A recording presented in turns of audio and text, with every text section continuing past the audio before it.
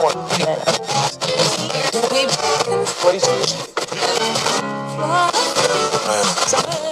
welcome to the podcast. This is the Surge Effect, and this podcast, well, it'll probably have an effect on you. Well, hello, and welcome to another episode of the Surge Effect. In this episode of the Surge Effect, we are going to be talking about the Epstein list, and we're going to be talking a little bit about Mark Carney and a couple of little fibs that he told. And we also are going to be talking towards the end a little bit about taxation here in Canada, and just touching base a little bit on the crazy polls that number of people that are on the ballot in Crowfoot, Alberta for Pierre Poilievre. So we are going to get started right off the bat with Epstein. So here we go.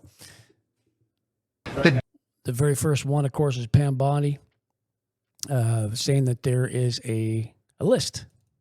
So here's right from her mouth. DOJ may be releasing the list of Jeffrey Epstein's clients. Will that really happen? It's sitting on my desk right now to review. That's been a directive by President Trump. I'm reviewing that. I'm reviewing JFK files, MLK files. That's all in the process of being reviewed because that was done at the directive of the president from all of these agencies. So have you seen anything that you said, oh my gosh? Not yet. Okay. Well, we'll check back with you. All right, so that is one little clip of Pam Bondi. Here's one of Akash Patel and Pam Bondi, both obviously talking about the Epstein list. Here we go. Again, logical play out. If there was a video of some guy or gal committing felonies on an island and I'm in charge, don't you think you'd see it? Tens of thousands of videos of Epstein with children or child porn. And there are hundreds of victims. And no one victim will ever get released. It's just the volume, and that's what they're going through right now. The FBI is diligently going. So as you can see, the back and forth, why people are concerned about, is there a list? Is there not a list? What's going on, right? It's because the DOJ and the FBI, their review finds that there's no Jeffrey Epstein client list, and they confirm that there was a suicide. So, like I said, people are back and forth on this. They don't really know what to believe. So here is an ex-mob guy. His name is Michael Francis. He has a podcast. Anyway, this is what he has to say in regards to Jeffrey doing himself in the prison. You're in the same prison as Jeffrey Epstein. Yes. What do you think happened? Jeffrey Epstein would have to be a magician to try to hang himself in that cell. I was in that cell. There's no way there's nothing on the ceiling. The bedpost is this high. I couldn't even go to a restroom without them walking back and forth and having me on camera. There's no way he committed suicide. So you reckon he was killed? Yeah, Why? I believe that. I mean, look, there's no doubt there was powerful people involved with him, 100%. These people have a way of covering things up. These people have ways of covering things up, he says. Here's another little clip on Andrew Tate's take on it. He was on the Patrick but David podcast. I'm not going to play it all, obviously. I'm just going to play a little wee bit of it, of what he believes. Here you go. Money is the driving force behind all politics. It always will be, because it is your primary objective to not only make people believe they can be rich, but to keep your rich people happy, to keep your oligarchy happy, and to keep them politically invested in you. So you talk about the Epstein list. I would argue it's a very similar scenario. It's all about money. It's all about who has the money and controlling the money. Is America as a country prepared to upset all of its richest people? I don't know. Is it? Is it prepared to upset all of its richest people to appease bloodthirsty brokies who don't even care about justice? They just want the drama. Another question, because I would argue that the... So there you go. So there's his little take about it, about the rich people, right? Are they willing to upset the rich folks, right? So here is Dan Bongino Dan Bongino is awesome. I've listened to Dan Bongino for years. I really like the guy. I believe he has personal integrity like no other. And he was willing to walk away from what was going on a little while ago there, but when this all transpired. But here is a clip of him from 2023 on his podcast, and here is what he says in 2025 because he is the FBI assistant director now. So here you go. Listen, that Jeffrey Epstein story is a big deal. Please do not let that story go. Keep your eye on this. Catherine Rumler, we need to keep the heat on this case, folks.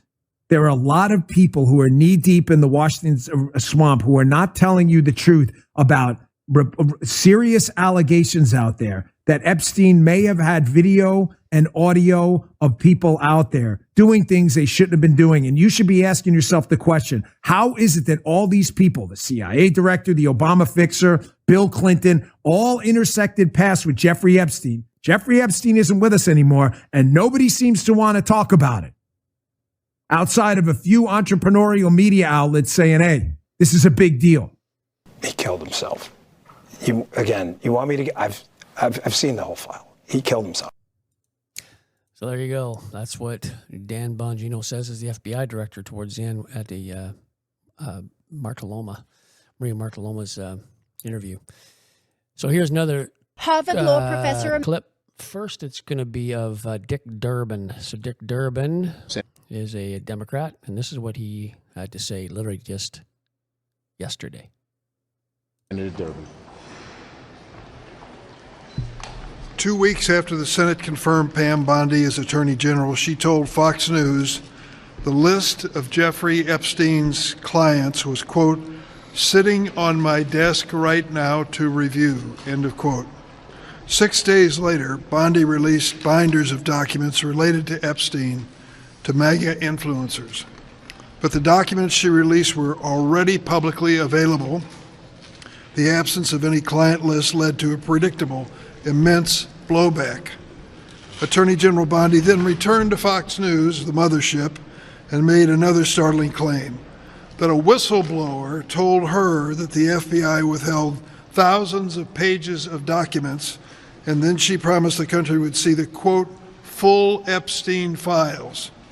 Yet, over the next 4 months, DOJ and FBI were silent on this issue until an unsigned July 7 memorandum was issued, finding that, quote, systemic review revealed no incriminating client list. So what happened during the 4 months between Attorney General Bondi's sweeping claims in February and this July 7th memorandum? Our Judiciary Committee learned the embarrassing truth. We were contacted by a highly credible whistleblower describing Attorney General's pressure on FBI to quickly review and produce more Epstein documents as promised.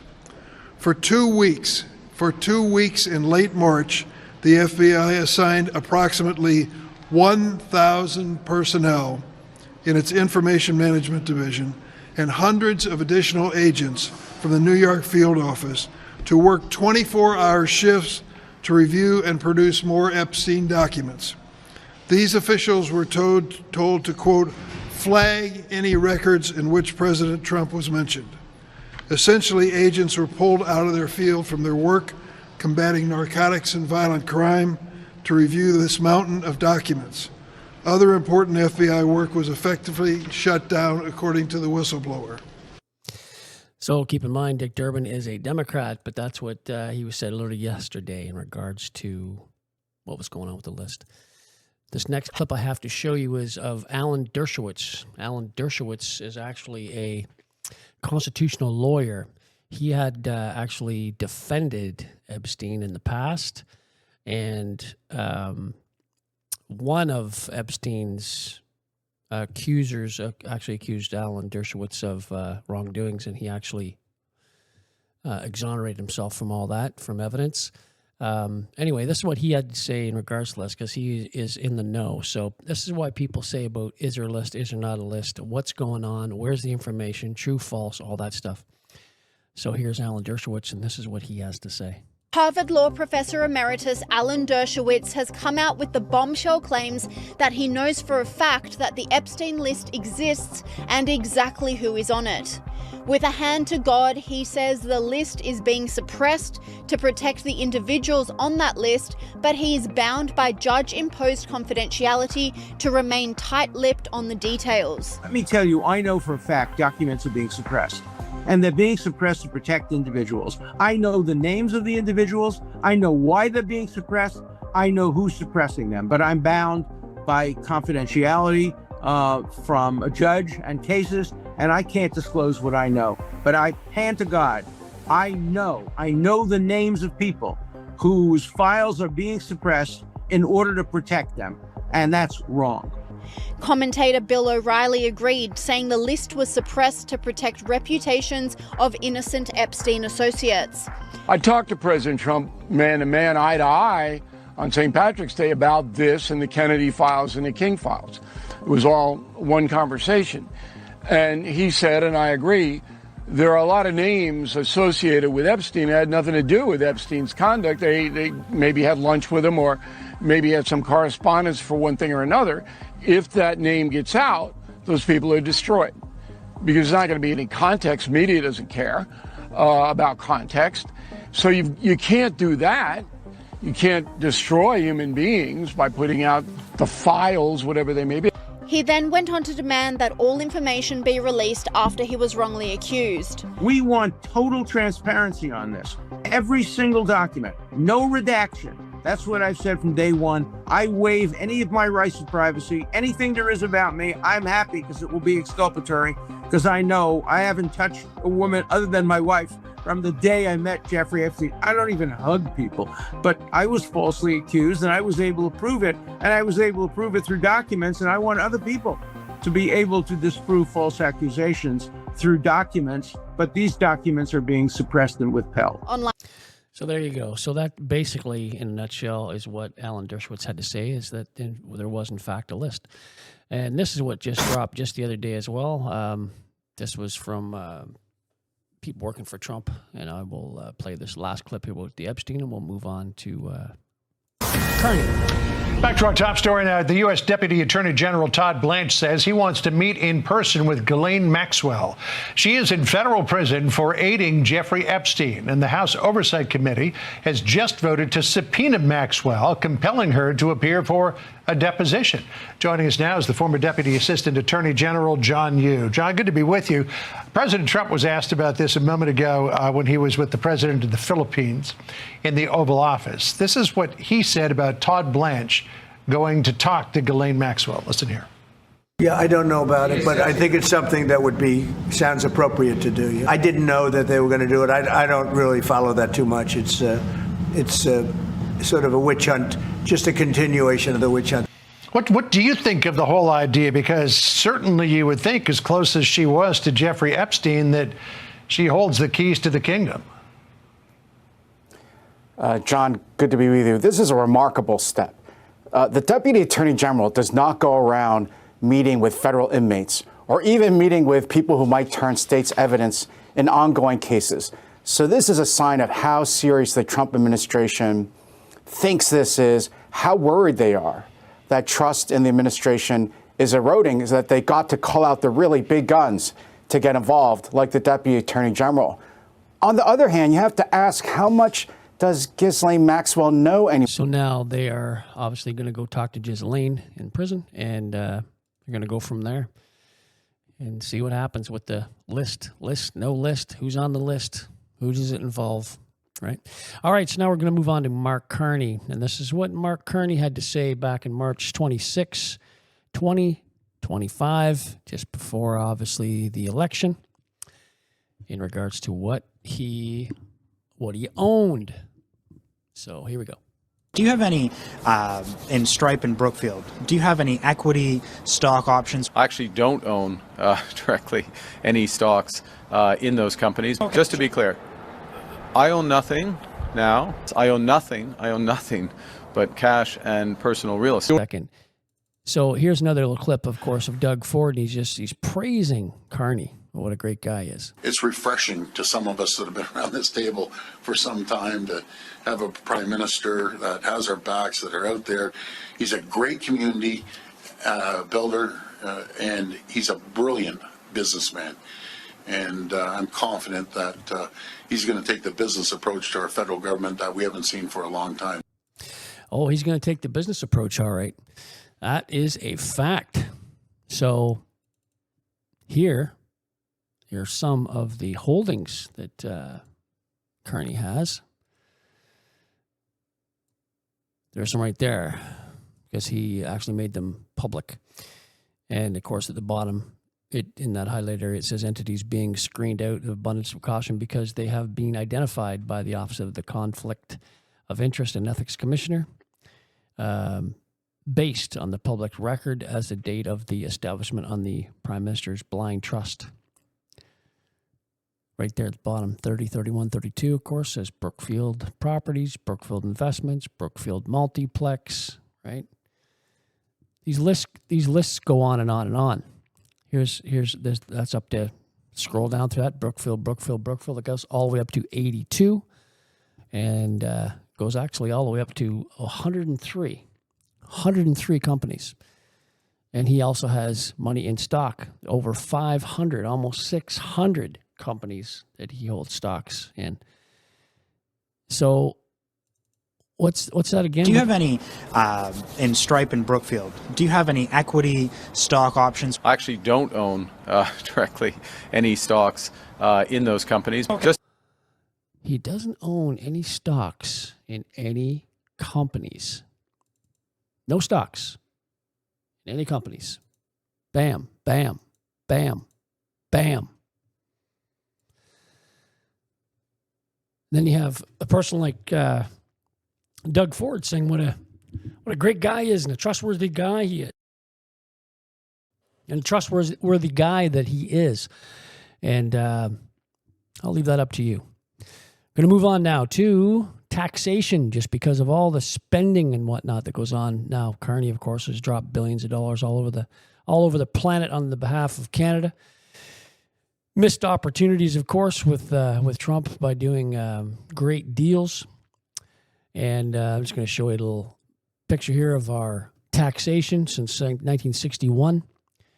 Here's the taxes at the top. Taxes, shelter, food, and clothing. Canadians, we pay more money in taxes than we do for shelter, food, or clothing on our backs. How crazy is that? But yet, we over 8 million people voted for more of the same by voting the Liberals back in. So I'm going to let Pierre Poilievre just do a little talk about the taxation. Here we go. I'm not going to play it all, just a little bit. Hi, everyone. Congratulations, you're spending more money on taxes than on food, clothing, and shelter combined. That is the finding of the Fraser Institute's July 22nd, 2025 report, and it reports on last year, which shows that the tax burden of Canadians is up 2,784% since 1961, so just over 60 years ago, and that bill is vastly outstripping the bills that you pay for everything else. I'm going to quote directly from my laptop on this report. Taxes have grown much more rapidly than any other single expenditure for average Canadian families. Expenditures on shelter are up 2,100%, food up 927%, clothing up 460%, but the tax bill is up to 2,784%. So an absolutely staggering amount of money. An absolute staggering amount of money that the Canadian folks, me included, we have to pay taxes because our government is running things into the ground. But yet there you have Doug Ford saying that Carney's, he's a great businessman. But then you say, oh, well, Carney's only been in for a little while. Well, in fact, he's actually been advising Trudeau for the last 5 years, right? If not longer. They say 5 years. Could be longer. But anyway, there's Pierre Poilievre. He's, of course, running in Crowfoot. And they're trying to basically screw him out of that seat by adding, now there's 132 names as of yesterday, July 22nd, right there.